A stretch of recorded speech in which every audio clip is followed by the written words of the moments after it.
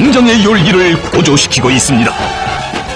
선두에 나붙기는 전투위훈 역력한 영예의 군기들은 ቤተ ክርስቲያን ኮነ መስጊድ ዘይብላ ዜጋታታ ዝኾነ ሃይማኖት ከይኽተሉ ሕጊ ዝደንገገት ብሕታዊት ሃገር ህዝባ ካብ ሃይማኖት ከልኪላ እምነቱ ኣብ መራሕቱ ክኾን ዘገደደት ሃገር ናብ ዝኾነ ሃገር ሚሳኤል ከይደርበየት ንዓለም ሙሉእ እተርዕድ ሓያል ኣብ ጉሩትናን ምሕዝነት ዲፕሎማስ ዘይተኣምን እምነታ ኣብ ኒኩለር ዝገበረት ፈታዊት ብሕቲ ኣምባገነን ሃገር ዜጋታታ ካብ ሃገሮም ወፃኢ ክኸዱ ዘይትፈቅድ ነፃ ፕረስ ፈጺማ ዝኸልከለት ዓመፅቲ ዝመርዕዋ ልዕሊ 26 ሚልዮን ነበርቲ ዘለውዋ ሽማ ብተደጋጋሚ ትልዓል ዓዲ ወጊዕና ብዛዕባ እታ ምስ ሙሉእ ምዕራባውያን ተፋጢጣ ብኣላፍ ማዕቐብ ኢዳ ዘይትህብ ሰሜን ኮርያ እዩ ናይዛ ሃገር ዜጋታት ብሓፈሻ ናብ ናይ ገዝኦም ማዕጾ መዓልታዊ ሞት ዘንኳሓኹሖም እዮም ሰሜን ኮርያ ከምዚ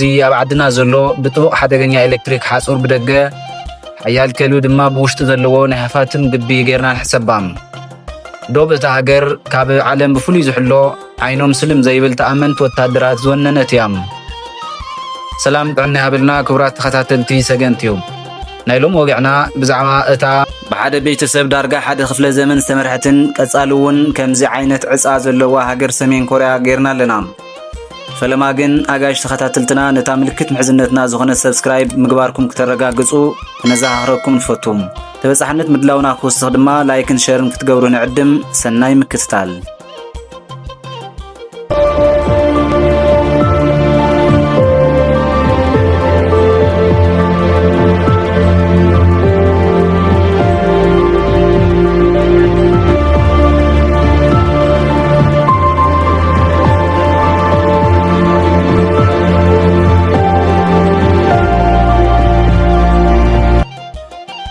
እዋኑ ዓለም ብሓያላት ኣብ ዝተወረረትሉን ብዙሓት ሃገራት ተሳቲፈን ደማዊ ኩናት ዘሕለፋሉን ካልኣይ ኩናት ዓለም እዩ ኣብዚ እዋን ዓባይ ሃገር ኮርያ ኣብ ትሕቲ ጃፓን 35 ዓመታት ኣብ ባዕዳዊ መግዛእቲ ፀንሐትሉ ግዜ እዩ ኣብ 1948 ዓመተ ምህረት ድማ ብሃንዳስነት ኣሜሪካን ሕብረት ሶቪየትን ኮርያ ናብ ክልተ ተመቒላ ንሰሜን ኮርያ ሕብረት ሶቪየት ንደቡብ ኮርያ ድማ ኣሜሪካ ክመርሓ ኣፀንሓ ካብዚ ንድሓር እቶም ደቂ ሓንቲ ደቡብ ኮርያውያን ናብ ፈጺሞም ዘይራኸብሉ ክልተ ሃገራት ተመቐሉ ሓደ ህዝቢ ሓደ ቋንቋ ሓደ መልክዕን ደምን ሒዞም ንዓለም ጉድ ዘበለ ደማዊ ኩናት ነንባዕሎም ኣካየዱ ካብ 1950 ክሳብ 1953 ን3 ዓመታት ዝወሰደ ኩናት ሕድሕድ ድሕሪ ምክያዶም ውግእ ደው ዘብል መርድዳእ ውዕሊ ኣርሚታይዝ እኳ እንተገበሩ ክሳብ ሎሚ ግን ውዕሊ ሰላም ኣይተፈረመን ዋላ ሕጂ እንተኾነ ብፍላይ መራሒ ሰሜን ኮርያ ደቡብ ኮርያውያን ከጥፍኡ እዮም ዝደልዩ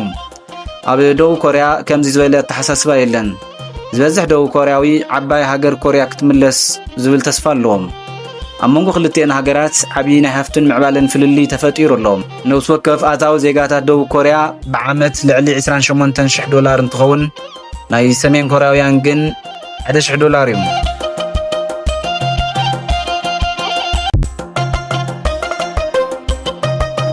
ድሕሪ ምስረታ ሃገር ሰሜን ኮርያ ክሳብ ሎሚ ነታ ሃገር ዝመርሕዋ 3 ሰባት እዮም ንሶም ድማ ኣባ ሓጎ ኣቦን ወድን ካብ 1948 ክሳብ 1994 ን46 ዓመታት ዝገዝአ ኪም ኢል ሱን ምስ ሞተ ኪም ጆንግ ኢል ድማ ስልጣን ናይ ኣቦኡ ተረኪቡ ካብ 1994 ክሳብ 2011 ን17 ዓመታት መሪሕዋ ንሱ እውን ብተመሳሳሊ ተፈጥሮ ኣኽለካ ትብሎ ወዱ ኪም ጆንግ ኡን ተቐቢልዎ እንሆ 15 ዓመታት ኣብ ኮረቻ ስልጣን ወለዱ ይነብር ኣብ ሰሜን ኮርያ ነፃ ሚድያ ፍጹም ዘይሕሰብ እዩ ብመሰረት ጸብጻብ ሪፖርትስ ዊዝኣውት ቦርደርስ ሰሜን ኮርያ ንኤርትራ ስዒባ ኣብ ካልኣይ ደረጃ እትስራዕ ነፃ ፕረስ ዘይብላ ሃገር እያ ዜጋታታ ሙሉእ መዓልቲ መንግስታዊ ጣብያ ሬድዮ ወይ ድማ ቴሌቭዥን ከፊቶም ክውዕሉ ይግደዱ እዮም ናይ ካልእ ሃገር ቴሌቭዥን ጣብያ ምርኣይ ኣይፍቀድን ገደብ ኢንተርኔት ብበዝሒ እዩ ዘሎም ዝጥቀምሉ ኔትወርክ ድማ ሃገር በቀል እዩ ፕሬዚዳንት ሃገር ኪም ጆንግ ኡን ዳርጋ ሙሉእ ትካላት እታ ሃገር ባዕሉ እዩ ዝቆፃፀር ዝበዝሕ በጀት ኣብ ሰራዊት ምክልኻል እያ ተውዕል በዚ ድማ ልዕሊ 1 ሚልዮን ሰራዊት ኣለዋ እምነት ሰሜን ኮርያ ኣብ ዲፕሎማሲ ይኮነን ኣብ ኒኩለርን ሚሳኤላትን እዩ ብጣዕሚ ዓበይቲ ኒኩሌራት ብምፍራይ ነቕ ዘይብሎ ወተሃደራዊ ዓቕሚ ክትሃንጽ ዝኸኣለት ሃገር እያ። ምዕራባውያንን ውድብ ሕብራት ሃገራትን ብበዝሒ ማዕቐባት ክትዳኸም እኳ እንተሰርሑ ንሳ ግን ብውሽጣዊ ዓቕሚ ጥራሕ ዳርጋ ካብ ዓለም ሙሉእ ተገሊፋ ክትፃወሮ ትፍትን ዘላ ሃገር እያ። ዜጋታት እታ ሃገር ደገፍቲ መንግስቲ መደበኛታትን ካሓትን ዝብል ኣብ 3 ዝተመደቡ እዮም። እቶም መደበኛታት ዝበሃሉ ካብ ዝኾነ ምንኽኻእ ፖለቲካ ነፃ ኮይኖም እቶም ካሓቲ ግን ቤተሰቦም ኣብ እዋን ካልኣይ ዓለም ምስ ጃፓን ዝተሰለፉ ተባሂሎም ዝእመነሎም እዮም። እዚ ማለት ኣብ ሓጎኦም ወይ ንሓጎኦም ደገፍቲ ጃፓን እንተነይሮም ተኣመንቲ ኣይኮኑን ወይ ድማ ካሓቲ እዮም ዝብል ኣተሓሳስባ ኣለዎም። ኣብቲ ሃገር ፍጹም ሃይማኖት ዝበሃል የለን። ቤተ ክርስቲያን ኮነ መስጊድ እውን ከይስራሕ ብሕጊ ይኸልኪላ እያ። Spies. Yeah, that's what I'm scared of. They think I'm a spy, exactly. For her safety and privacy, and for any North Koreans that open up to my camera, we've decided to blur their identity throughout this journey. First impressions are kind of a modern big city. I was expecting it to be really small and like more village-like, but it's the proper town here. Crazy, everybody just like walking on this big boardwalk, taking pictures, taking selfies with North Korea in the background. I've never seen a scene like this in my life. In my view right now, as I sit in traffic, I can see about 20 different cameras, and then each of these poles has a camera on it. I wonder who's looking at all the CCTV. Somebody just sitting in a room, smoking a cigarette. Oh, where are we going? The Broken Bridge. Why is it called the Broken Bridge? It was broken by American army. Really? Yeah. When? During the Korean War. My grandfather was in the Korean War. My grandfather too. Really? Our grandfather were enemies. For the very first time. ዜጋታታ ንመራሕቲ ከኣምኑ ይግደዱ። ንኹሎም ማለት እውን ሰለስቲኦም መራሕቲ ክሰግዱ ዘገድድ ሕጊ ኣለዎም። ኣብ ሕድሕድ ቤት ዕዮ ናይዞም መራሕቲ ስእሊ ምርካብ ልሙድ እዩ። ዝኾነ ነባሪ ስእሊ እቶም መራሕቲ ነበር ሃገሮም ኣብ ገዝኡ ክሰቅል ሕድሕድ መዓልቲ እናወልወለ ከፅርዮምን ይግደድ እዩ። ምናልባት ኣብ ሃንደበታዊ ፈተሻ ስእሊ እቶም መራሕቲ ረሲሑ እንተተረኺቡ ግን ቅፅዓቱ ከቢድ እዩ። ዝኾነ ናይ ወፃኢ ዜጋ ንዑደት እንትመጽእ ጉዕዝኡ ዝጅምር ኣብ ስእሊ እቶም መራሕቲ ወይ ድማ ሓወልቲ እቶም መራሕቲ ዕምበባ ጉንጉን ብምቕማጥ እዩ። ኣብ ሰሜን ኮርያ ደቂ ኣንስትዮ ፓንትን ስረን ክገብራ ኾነ ሳይክል ክስቀላ ኣይፍቀድን። ኣብዛ ዓዲ 28 ዓይነት ዝተፈላለዩ ኣቀማቕማ ፀጉሪ ዝተፈቐዱ ኮይኖም ካብዚኦም ወፃኢ ምጥቃም ዝተኸልከለ እዩ። ናይ ፕሬዚደንት ኪም ጆንግ ኡን ስታይል ፀጉሪ ግን ኣብ ዝርዝር እቶም 28 ዓይነት ኣቀማቕማ ዝተኻተተ ይኮነን። ካብዚ ወፃኢ ዝተቐምቀመ ግን ክብድ ዝበለ ቅፅዓት እዩ ዝፅበዮም። ንዑደተኛታት ብጣዕሚ ከቢድ ቁፅፅርን ሓለዋን ዝግበረሎም እዩ። ካብቲ ዝተፈቐደ ከባቢ ወፃኢ ከም ድሌቶም ክንቀሳቐሱ ኣይኽእሉን። ኣተርጎምቲ እውን መንግስቲ ዝመደቦም እዮም። ብፍላይ ኣብ ደባት እታ ሃገር ዘየቋርፅ ጥቡቕ ሓለዋ ኣሎም። ዜጋታት ናብ ካልእ ዓዲ ክኸዱ ይፍቀድን።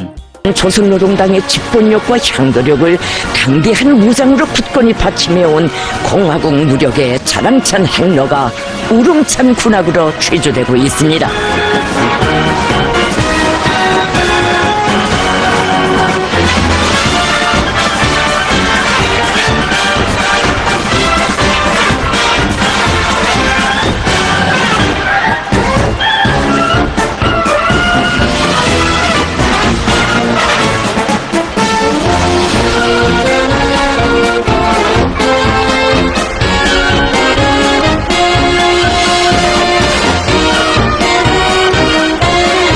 있는 것입니다. 우리 군대는 자기 이념의 진리성과 자기 인민의 존엄을 대대로 굳건히 지키고 높이 세우고 싶은 우리 당의 강렬한 열망과 견결한 신념의 고귀한 사나이고 빛나는 우연입니다. 우리 당은 조국과 인민의 운명과 장래를 전적으로 책임져야 하는 성스러운 의무로부터 국가보다 먼저 군대를 창건하였습니다. 창당의 ካብ መብራህቲ ዝኣመሰሉ ግልጋሎት እታ ሃገር ብቁጠባ እያ ትጥቀም። ድሕሪ ሰዓት 2 ካብ ርእሰ ከተማ ፒዮንግያንግ ወፃኢ መብራህቲ ክትጠፍእ ትኽእል እያ። ትራፊክ ላይት ዝበሃል ኣይሰርሕን፣ ምክንያቱ ሓይሊ መብራህቲ የባኽን እዩ ዝብል እምነት ስለ ዘለዎም።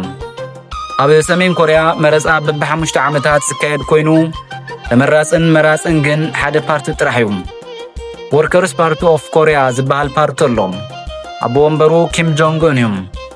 ኣብ ሕድሕድ ናውጣታት መረፃ ሓደ ተወካሊ ናይቲ ውድብ ይግበር። ህዝቢ ድማ ንይምሰል ድምፂ ይህብ። ብኻሊእ ኣባህላ ኪም ባዕሉ ንባዕሉ እዩ ዝመርፅ። እንተስ ብፍርሒ እንተስ ብሓቂ ንኪም ከም ኣምላኾም ዘምልኽዎ ብዙሓት ሰባት ኣለዉ።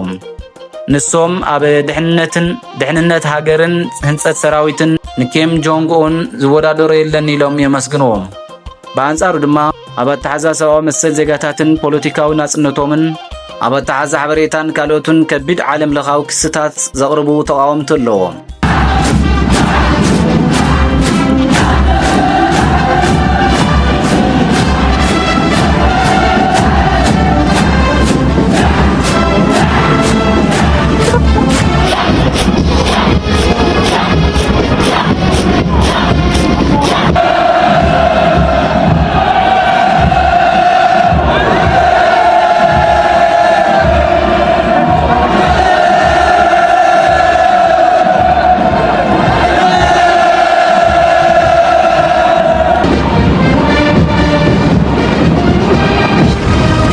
지와 현대화를 완벽하게 실현한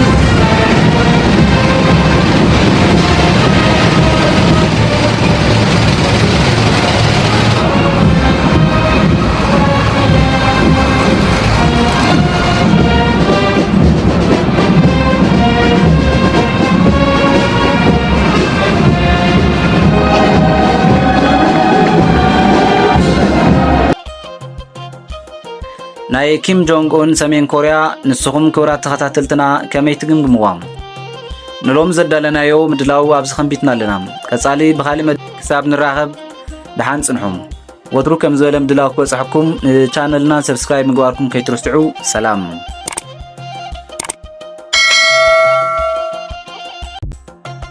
One of the calmest and most scenic places in Pyongyang. Here, locals walk and spend time by the water, away from the noise of the main avenues. The Okryu Bridge crosses the river, connecting different parts of the city and offering views of modern neighborhoods and some of the capital's most recognizable landmarks. On the embankment, we came across a newlywed couple during a wedding photo shoot with doves. Their traditional outfits, along with the decorative blossoming tree, looked beautiful.